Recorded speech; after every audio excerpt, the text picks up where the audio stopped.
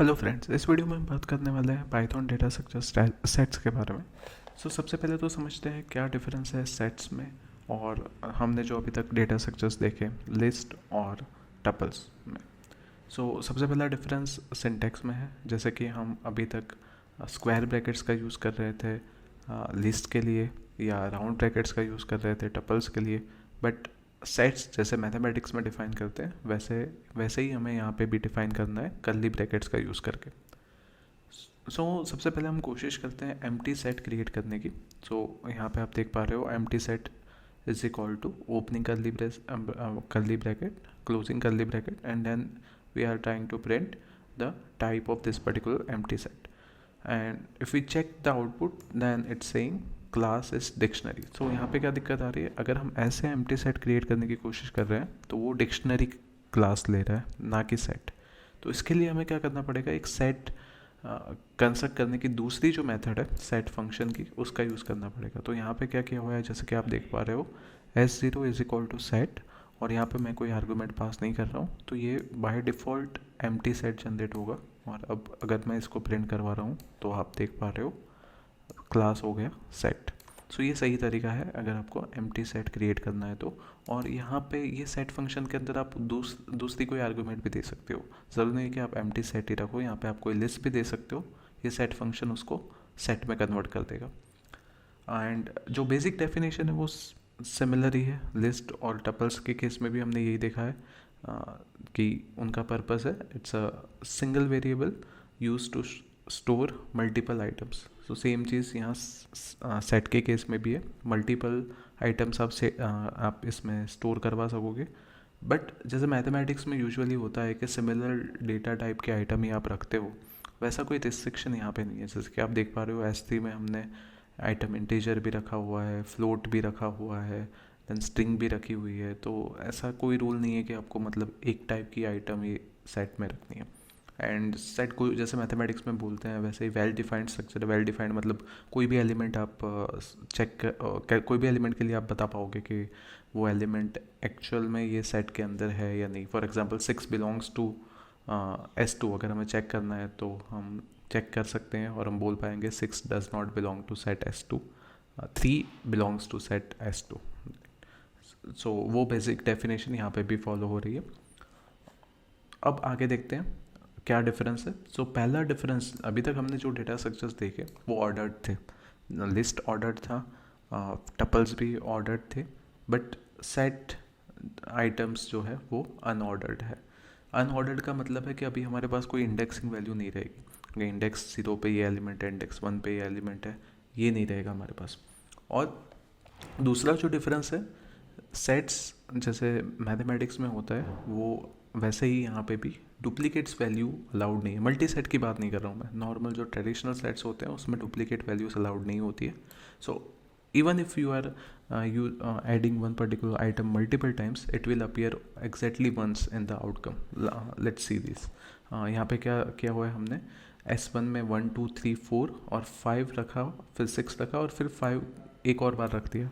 तो अगर आप सेट S1 को प्रिंट करवाओगे तो आउटपुट में जैसा कि आप देख पा रहे हो 5 एग्जैक्टली एक बार ही आ रहा है, राइट। ये एक बड़ा डिफरेंस है, अनऑर्डर्ड है और डुप्लीकेट वैल्यूज अलाउड नहीं है, जो वहाँ पे थी लिस्ट के केस में अलाउड थी और टपल्स के केस में भी अलाउड थी।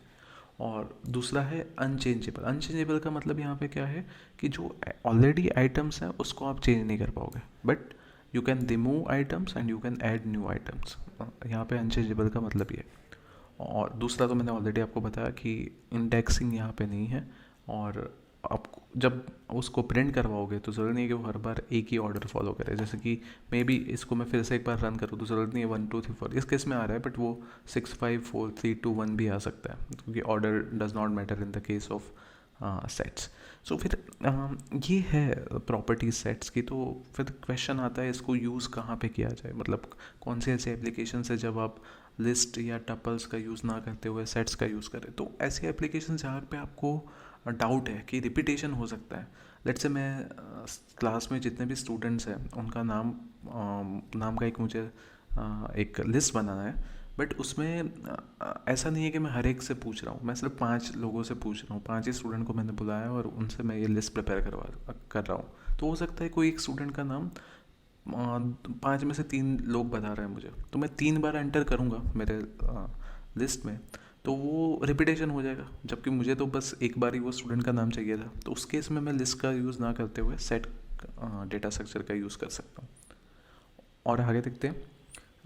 एक जो नॉर्मल फंक्शन अभी तक हमने देखा हुआ है, टपल्स के केस में भी था और लिस्ट के केस में भी था, वो फंक्शन है len, यहाँ पे भी वर्क करेगा। वो बता देगा कि लेंथ क्या है अंडरलाइंग डेटा स्ट्रक्चर की। इस केस में वो सेट्स, जो सेट हमने डिफाइन किया हुआ है, for example in this particular case set S1, उसकी उसमें कितने एलिमेंट्स हैं या cardinality of this particular set S1 one can find out with the help of this length function. Then जैसे कि मैंने बताया unchangeable elements, but you can add new elements. So you can, for example you can add 7 in the existing set, तो modified set आपका हो गया 1 2 3 4 5 7। Clear method है आपके पास, यूजिंग क्लियर मेथड आपका सेट डिलीट नहीं होगा, बट उस वो एम्प्टी सेट में कन्वर्ट हो जाएगा। जैसे कि यहाँ पे 1 2 था और फिर आपने क्लियर फंक्शन को कॉल किया तो सारे एलिमेंट्स रिमूव हो गए और अब सेट एम्प्टी सेट हो गया। फिर आप ऐड भी कर सकते हो, ऐड आइटम्स फ्रॉम। अब हम अलग तरीके से ऐड करने की बात कर रहे हैं कि लेट्स से हमारे पास एक और सेट है, लेट्स से S2, और आप क्या करना चाह रहे हो, S2 में जो डेटा आइटम्स हैं उसको आप S1 में ऐड करना चाह रहे हो। तो उसके लिए मेथड है update. For example let's say S2 is 10 11 12 और S1 तो हमने अभी प्रिंट करवाया था 1 2 3 4 5 7। तो अब हम क्या करने वाले हैं, S1 को अपडेट करेंगे S2 से। सो बेसिकली क्या होगा कि यूनियन परफॉर्म हो जाएगा, 1 2 3 4 5 7 ये सारे एलिमेंट्स आपके आ गए यहाँ के सेट S1 से, और फिर बाकी के एलिमेंट्स 10 11 12 आ गए S2 से, और ये मॉडिफाई होके अपडेट होके यूनियन होके वो स्टोर होगा अगेन S1 में ही। तो यहाँ पे अगर मैं S1 प्रिंट करूँगा तो आपको वो यूनियन का आंसर मिल जाएगा। और रिमूव करने के लिए हमारे पास 2 मेथड है, एक है नॉर्मल रिमूव मेथड और दूसरी है डिस्कार्ड मेथड। एक और मेथड का यूज़ कर सकते हो आप पॉप, पर उसमें उसका ज़्यादा उतना सेंस नहीं बनता, क्योंकि पॉप करोगे तो पता नहीं है हमें कौन सा ऑर्डर पाइथन फॉलो कर रहा है, तो कोई भी एक एलिमेंट रेंडमली रिमूव हो जाएगा अगर हम पॉप मेथड का यूज़ करते हैं, बिकॉज इंडेक्सिंग है ही नहीं यहाँ पे। सो इंडेक्सिंग नहीं है तो हमें नहीं पता रहेगा कि कौन सा एलिमेंट रिमूव हो रहा है। सो पहली मेथड ट्राई करते हैं, let's say remove S1 dot remove 7। तो वो हमें स्पेसिफाई करना पड़ेगा, आर्गूमेंट में हमें देना पड़ेगा कौन सा एलिमेंट रिमूव करना है। तो यहाँ पे 7 को रिमूव करना है, सो 7 रिमूव हो गया, और फिर आप डिवाइस सेट को प्रिंट करवाओगे तो देख पा रहे हो कि अब 7 नहीं आ रहा है। एक और मेथड होती है डिस्कार्ड, तो डिस्कार्ड 5 कर दिया तो 5 रिमूव हो गया और आपके डिवाइस सेट प्रिंट हो गया। और अब एक और बार आप लेट्स से 7 को डिस्कार्ड करने की कोशिश करते हो, अब आपका सेट ये है S1, तो आप देख पा रहे हो कि यहाँ पे कोई एरर नहीं आ रही है। तो ये एक डिफरेंस है दोनों में, डिस्कार्ड और रिमूव में। क्या डिफरेंस है कि अगर एलिमेंट प्रेजेंट ही नहीं है आपके सेट में और उसको आप रिमूव करने की कोशिश कर रहे हो, तो रिमूव मेथड में एरर आएगी। जैसे कि if I am trying to remove 7 from the set where 7 is not present, then it will show me this error, that key error 7 is not present, but discard आपको कोई error नहीं देगा। तो वो कभी कभी मतलब ऐसे केसेस में it's better to use remove, तो आपको एक्चुअल में पता चलेगा कि आपने जो टास्क परफॉर्म किया वो हुआ या नहीं, राइट। अगर है ही नहीं और फिर भी आप डिस्कार्ड का यूज़ करोगे तो वो बोलेगा टास्क परफॉर्म हो गया, राइट। बट एक्चुअल में वो एरर ज़्यादा मीनिंगफुल रहेगी ये पर्टिकुलर केस में, because element is not present in the underlying set. और पॉप का तो मैंने आपको बताया था कि फॉर एग्जांपल आप पॉप कर दोगे तो कोई भी एलिमेंट रिमूव हो सकता है। For example in this particular case 1 is removed. एक और जो मेथड हमने बाकी वीडियोस में भी देखा था लिस्ट और टपल के केस में, वो था सॉर्टेड मेथड। वो यहाँ पे भी वर्क करेगी, आपके एलिमेंट्स जो सेट में है वो सॉर्ट हो जाएंगे। बट अगेन जो सॉर्ट फंक्शन के बाद आपको जो आउटकम मिलेगा आपको, वो यहाँ पे लिस्ट के फॉर्म में होगा, ना कि सेट के फॉर्म में। ये एक डिफरेंस है। और फॉर वाली बात करते हैं अब यूनियन मेथड की, हमने इसकी पहले भी बात की थी अपडेट में, बट यहाँ पे अब 2 अलग अलग तरीके देखेंगे इसको इम्प्लीमेंट करने का। एक तरीका है प्लस ऑपरेटर का यूज़ कर सकते हो आप, जैसे कि S1 ये है, S2 ये है, तो S3 हो जाएगा let's say S1 plus S2, और फिर प्रिंट करवाओगे तो बेसिकली यूनियन ही हो गया। और एक तरीका है आप यूनियन फंक्शन को कॉल कर सकते हो। यहाँ पे S6 के अंदर हम कमांड ऐसी है कि S4 डॉट यूनियन S5। सो S4 यूनियन S5 परफॉर्म होगा और वो S6 में स्टोर होगा। यूनियन मतलब सिंपल है कि मतलब जो भी एलिमेंट्स सेट S4 में हो या S5 में हो या दोनों में हो, वो एलिमेंट्स आपको आउटकम में मिलेंगे। सो रिपीटेड एलिमेंट्स, फॉर एग्जांपल यहाँ पे मैं 1 लिख रहा हूँ और सेट S4 में भी और सेट S5 में भी 1 है, तो रिपीटेड एलिमेंट्स होंगे तो वो एक बार ही अपीयर हो गया आपके आउटकम में। और इसमें ये भी हो सकता है कि आप अपडेट का यूज़ करो यूनियन के लिए, जो मैंने पहले आपको ऑलरेडी बता रखा है।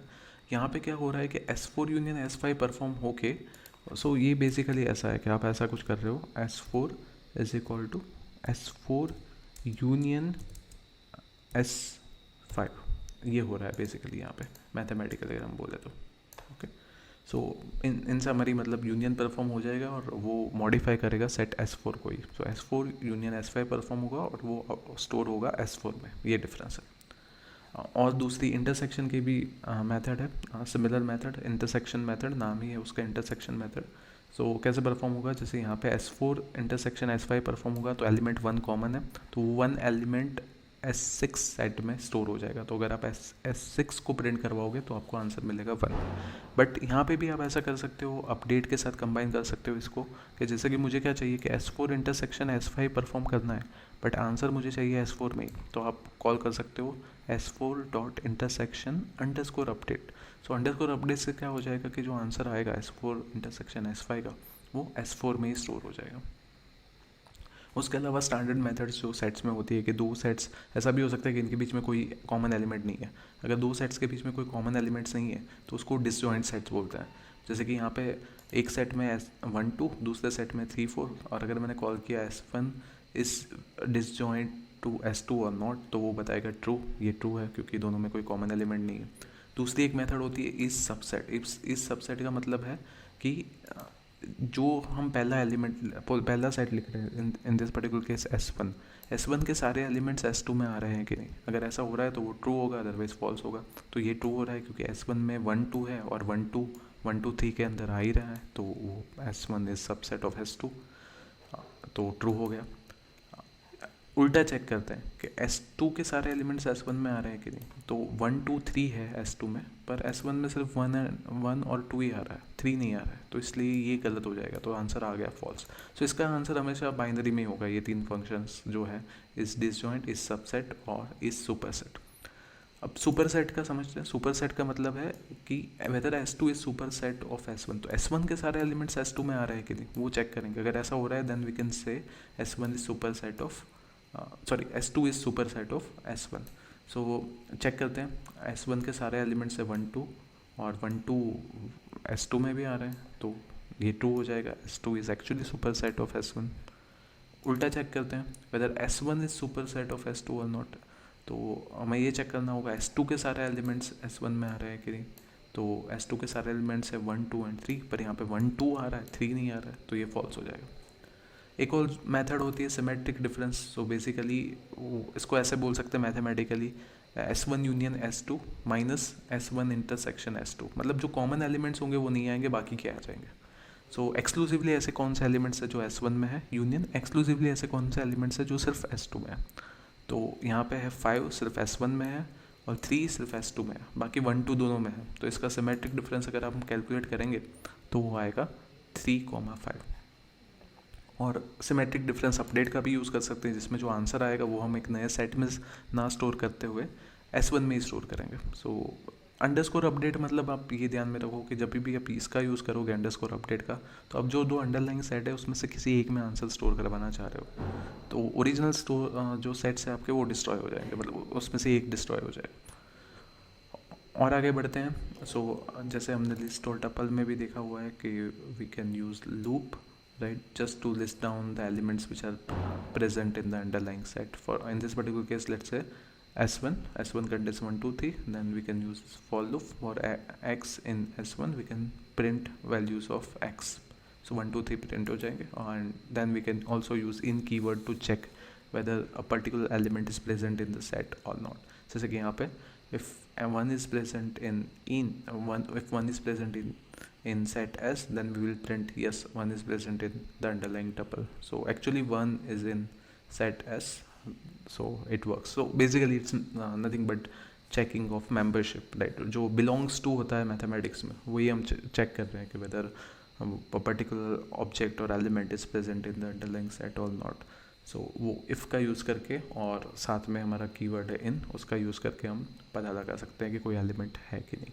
सो होपफुली आपको पता रहा होगा कि क्या पर्पस है सेट का, क्या क्या मेथड्स हैं इंपॉर्टेंट, जो मैथमेटिक्स में होता है वैसा ही है, बस ये पता रहना चाहिए कि कौन सी एप्लीकेशन है, एप्लीकेशन के अकॉर्डिंग हम डिसाइड कर सकते हैं कि कौन सा डेटा स्ट्रक्चर अप्रोप्रिएट रहेगा जो पर्पस है हमारा उसके लिए। Thank you. अब नेक्स्ट वीडियो में हम बात करने वाले हैं डिक्शनरी डेटा स्ट्रक्चर।